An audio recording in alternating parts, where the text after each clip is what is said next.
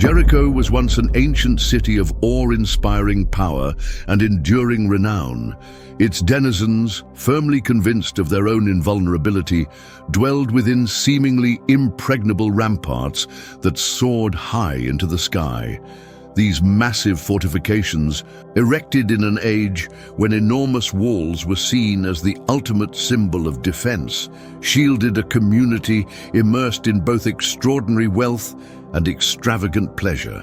The citizens of Jericho immersed themselves in a lifestyle marked by sumptuous riches and unabashed indulgences. Yet, hidden behind the glitter of luxury, lay a society that had forsaken virtue for rampant idolatry, deep-seated corruption, and a moral decay that permeated every corner of its existence. From time immemorial, Jericho staked its claim as a bastion of prosperity, a place so ancient that many believe its origins reach back to the very dawn of human civilization. Historians and ancient texts alike claim that this city was not merely a temporary haven in the harsh desert, but a formidable urban center that emerged as mankind's first deliberate attempt at creating permanence. Its inhabitants took immense pride in their seemingly eternal safety, bolstered by the idea that nothing could ever overcome the colossal stone walls that encapsulated them. Within these walls, lavish markets, exotic bazaars, and resplendent dwellings testified to both human ingenuity and the allure of material success. But within this dazzling veneer, a darker reality was at work.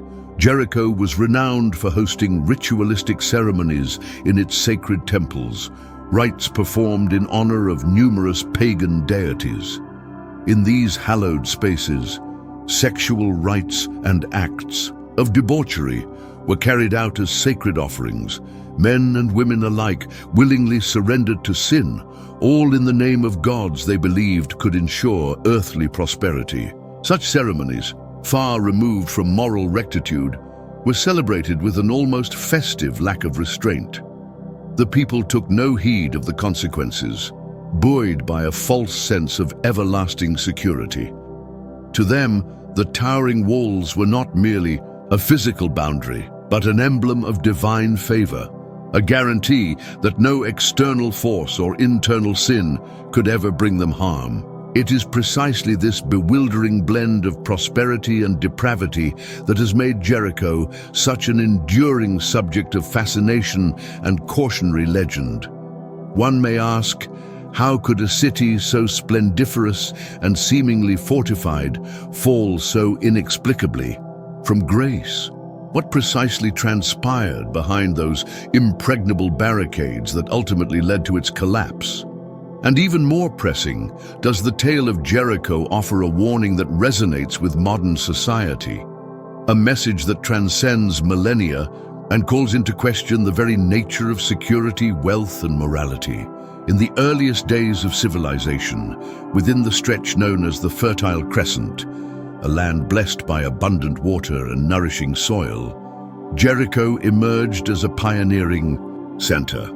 Here, when other tribes wandered in search of sustenance day after day, the inhabitants of Jericho discovered how to harness the generous bounty of the earth. A natural spring of fresh water, a rare gem amid the arid desert, sustained the community.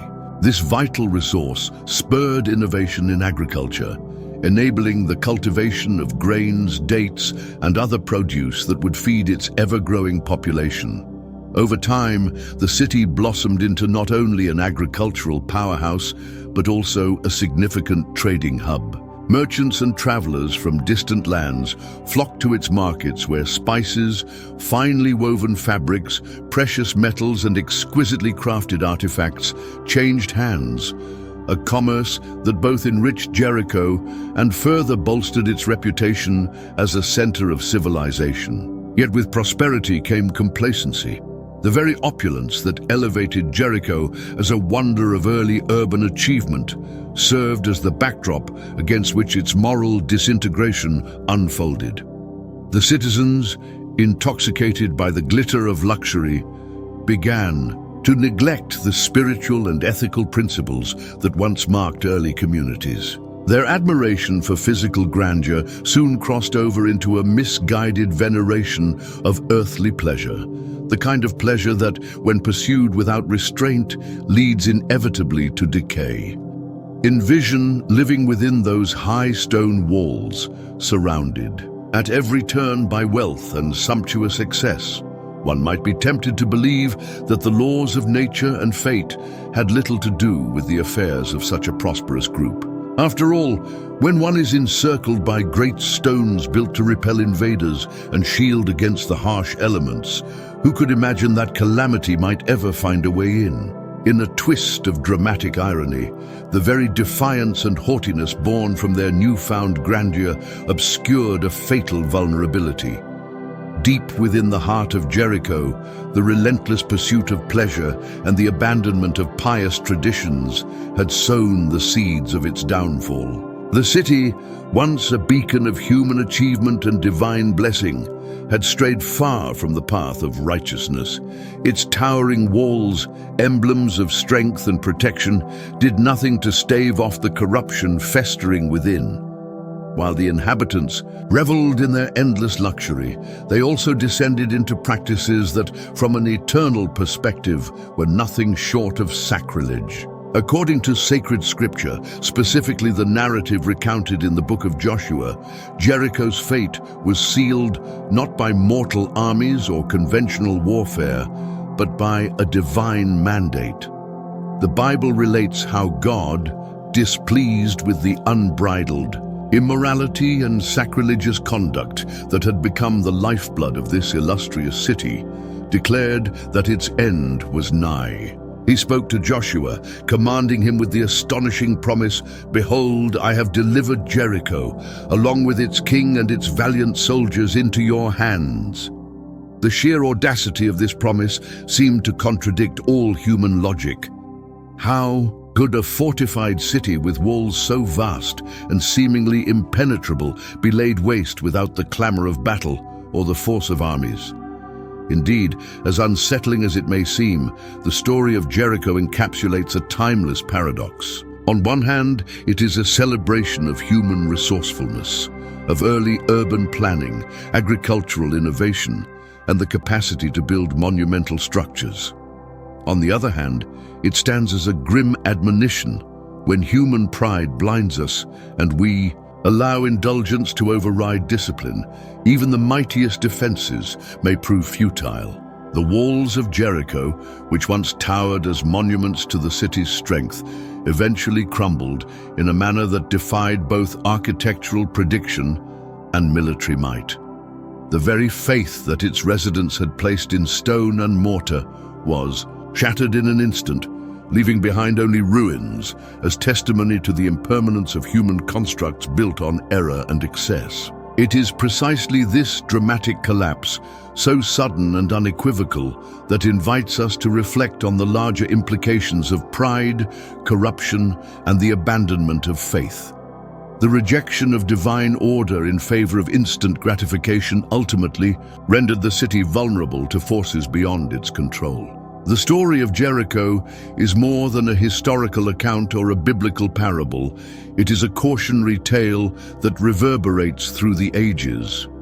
It calls on us to ask ourselves whether the material security we celebrate today might be based on foundations as unstable as those overturned in ancient times. Could we too be building our lives within invisible walls that may one day crumble under the weight of our misdeeds? As we consider these questions, the legacy of Jericho emerges not just as an archaeological or theological curiosity, but as a mirror held up to our own contemporary society, a society that in many respects clings to the assurance that wealth, technology, and human ingenuity can immunize us against all calamity. And yet, history reminds us that even the most formidable fortifications, when constructed atop a foundation of moral decay, are doomed to fail. The fate of Jericho serves as a stark warning. No amount of wealth or human achievement can shield us indefinitely from the consequences of a life lived apart from the higher principles and values that bring enduring security. In this opening exploration of Jericho's story, we see a city that was both a marvel of civilization and a byword for spiritual decline. Its walls, built to last for eternity, ultimately became the stage upon which divine justice was enacted.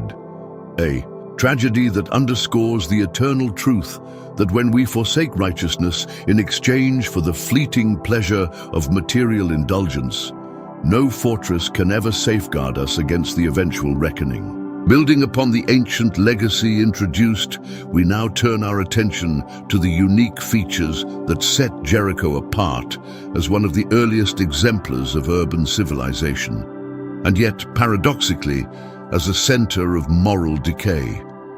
Far more than a random collection of dwellings or an incipient settlement, Jericho distinguished itself through its innovative exploitation of natural resources and its pioneering contributions to architecture, trade, and agricultural enterprise. At its heart lay a precious gift, a constant life-sustaining spring of fresh water. In the unforgiving context of a desert, this water was nothing short of miraculous. It transformed a seemingly barren locale into a fertile oasis and became the cornerstone upon which Jericho's prosperity was built. With access to vital water, early settlers learned to cultivate the land. They developed methods to plant, harvest, and store staples like wheat, barley, and date palms, a practice that rapidly evolved into complex forms of agriculture.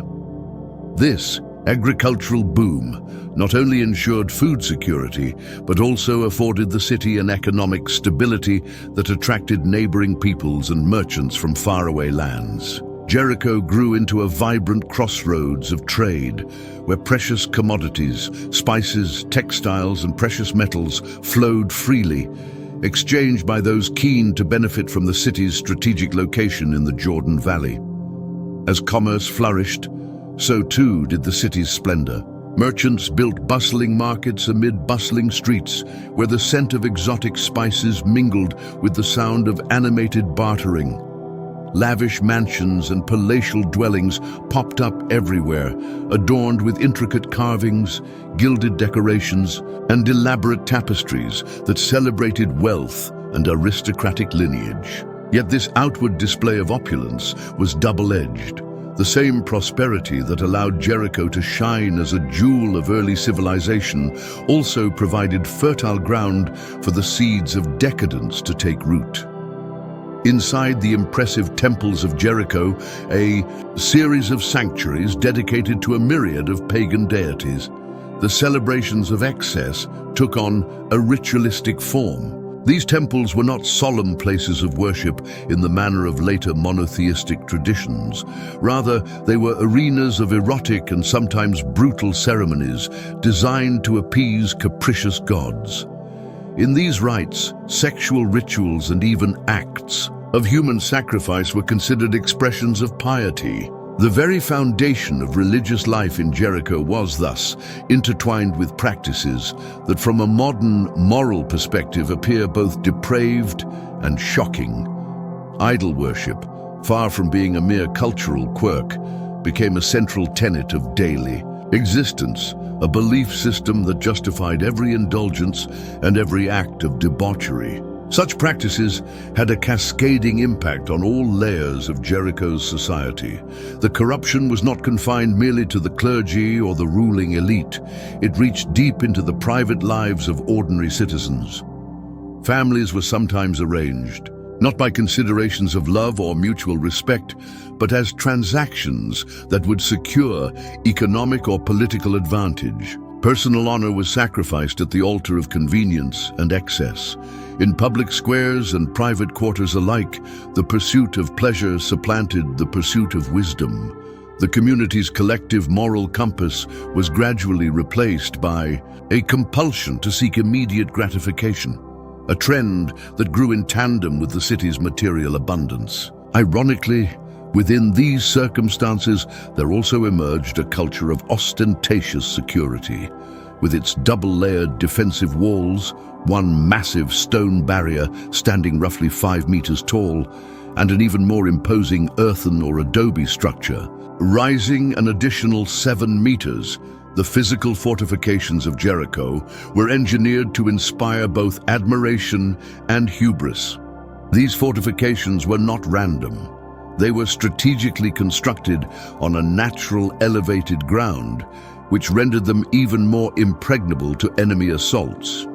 In addition to their sheer size, the walls were equipped with reinforced gates, towering watchtowers, and secret passages designed for rapid defense. Such meticulous planning in architecture and military strategy had given the city an enduring reputation as a nearly unassailable fortress.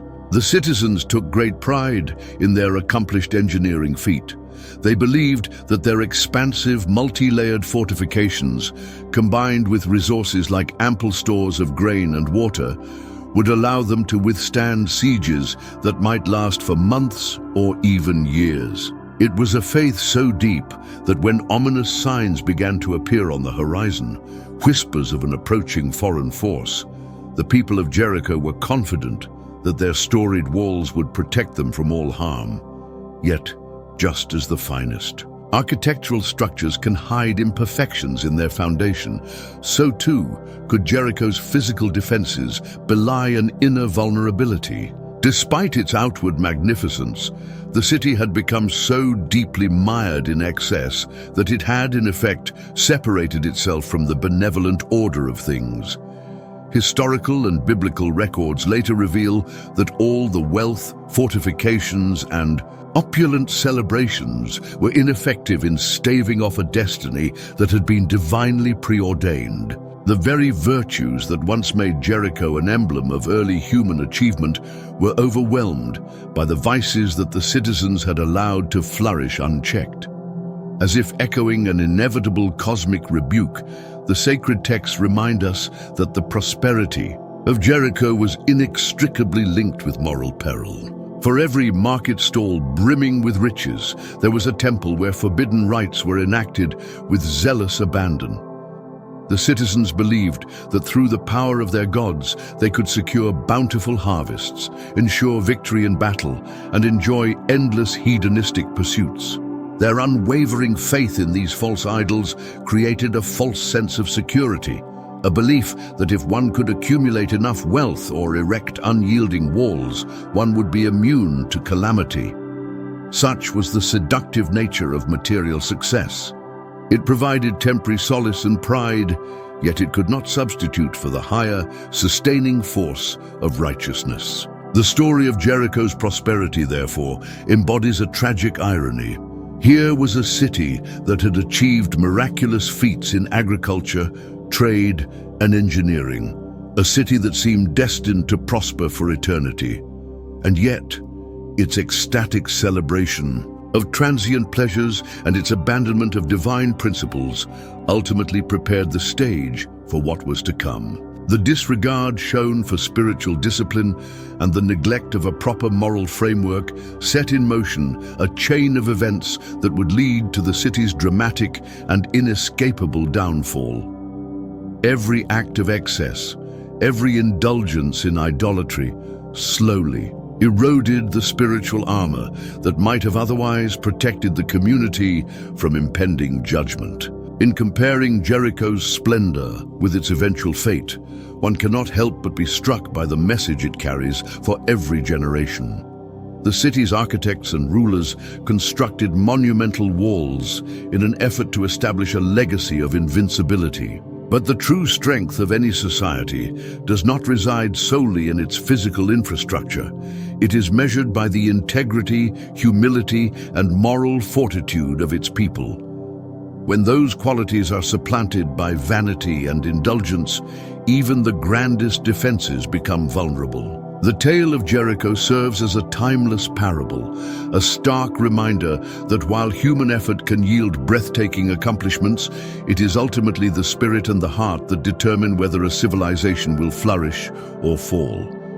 As the narrative of Jericho unfolds further, we arrive at the dramatic climax that reshaped history and revealed the limitations of human pride in the face of divine judgment. In the biblical account recounted in the book of Joshua, the siege of Jericho is presented not as a conventional military encounter, but as an unparalleled act of miraculous intervention, a demonstration that no earthly fortress, however mightily constructed, can thwart the will of God. For 6 consecutive days, the Israelite army, led by the steadfast Joshua, proceeded around the fortified city without engaging in direct combat. Under the guidance of divine instruction, the troops marched in a solemn procession, their footsteps echoing along the sandy perimeter as they encircled Jericho. Accompanying them were priests carrying trumpets, whose piercing sounds cut through the quiet dawn, imbuing the air with an eerie, anticipatory rhythm. This unusual method of siege, marked by stealth, perseverance, and an unyielding faith, was designed not to battle through the walls, but to invoke a profound act of obedience and divine power. Imagine for a moment the scene as the events unfolded. The inhabitants of Jericho, secure in the knowledge that their walls were impregnable, witnessed an endless, almost hypnotic procession of enemy soldiers and clergy circling the city. There were no violent clashes, no battering rams crashing against stone. Instead, there was a solemn procession, punctuated only by the resonant blast of trumpets and the measured pace of devoted warriors. The people of Jericho, wrapped in their aura of confidence and self-assured magnificence, failed to perceive the warning signs hidden within the ritualistic march. Their hearts were filled with a misplaced trust in physical might and material wealth, a trust that would soon be shattered. On the 7th day, as the early morning light began to disperse the residual darkness, the ritual reached its crescendo. The Israelites made a final decisive circuit of the city, this time completing 7 complete rounds. Then at the moment their priests sounded a mighty blast, a call both triumphant and commanding. Joshua shouted to the assembled people, "Shout, for the Lord has given you the city." In that fateful instant, the unthinkable occurred. The great walls of Jericho, long considered the epitome of fortification and human achievement, began to crumble as if by the sheer force of divine command. With no human weapon striking them, these majestic ramparts collapsed into rubble, their destruction instantaneous and total. Scholars and historians have long debated the possible causes underlying this sudden collapse. Some propose that the construction methods might have left the walls vulnerable to subtle structural faults, perhaps built on an unstable foundation or subject to natural weaknesses that no man could have foreseen. Others speculate that an earthquake, common to the geologically active Jordan Valley, might have contributed to the catastrophic failure of the city's defenses at that precise moment of divine orchestration. Still, for the faithful, such theories pale in comparison to the overwhelming narrative of miraculous intervention. The fall of Jericho is interpreted as a powerful symbol that no matter how formidable human constructs may appear, they are ultimately subservient to the will of a higher power. This extraordinary event served multiple purposes. It was not simply a tactical victory for the Israelites. It was a resounding demonstration that the divine will cannot be thwarted by the might of worldly empires. The collapse echoed throughout the ancient Near East as a testament that when a community becomes entrenched in corruption and forsakes moral values, physical defenses become meaningless in the face of divine judgment. The message was as clear as it was chilling. Human pride and self-reliance, no matter how awe-inspiring their manifestations, are nothing compared to the authority of the Almighty. As the people of Jericho watched in disbelief the ruin of their once immortal walls, a palpable sense of dread and despair took over. The very foundations upon which they had built their lives, both literal and metaphorical, were disintegrating before their eyes, and with it, the certainty that had long sustained their arrogance. Had they not placed their trust in fleeting, human achievements? Had they not, in their pursuit of pleasure and wealth, turned their backs on the divine counsel that might have preserved them? These are the questions that the fall of Jericho compels us to ask, even in our modern day. Are we in danger of constructing invisible fortresses built on the shifting sands of materialism and moral compromise? In many ways, the siege of Jericho remains a powerful allegory for the cyclical nature of human hubris. The miraculous collapse of those grand walls underscores a universal truth. No fortress, be it physical, economic, or spiritual, can remain impervious if its foundation is compromised by corruption and a neglect of higher ideals. The lesson is as urgent today as it was in ancient times. For those who pride themselves on the strength of their achievements without regard to the moral underpinnings that sustain them, history stands as a stern admonition that all that glitters may be doomed to fall. Turning now to one of the most stirring and human aspects of Jericho's narrative, the role of women and the extraordinary story of a woman named Rahab, we uncover another layer of complexity in a city defined by contrasts. Amid the widespread depravity and scandalous religious practices, the fate of Jericho's female population mirrored the broader moral and social decay of the time. In a society that publicly celebrated excess and indulgence, women were often relegated to roles defined by submission and exploitation.